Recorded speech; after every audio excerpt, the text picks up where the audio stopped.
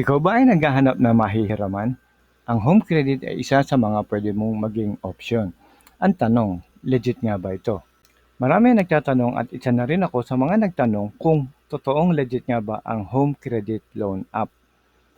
Nagbalak na rin kasi akong bumili ng Tribike at ang offer sa akin ng seller ay pupwedeng home credit o kaya ay cash.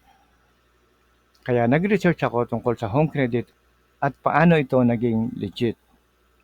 Ang home credit online app ba ay legit? So unang-una, yes, ito po ay legit dahil ang Home Credit Philippines ay SEC registered at regulated ng Bangko Sentral ng Pilipinas.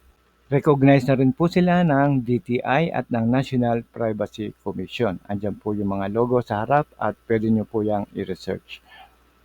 Ang home credit ay nagsimula pa noong 2013, so matagal na palang existing to, no? Hindi lang natin alam.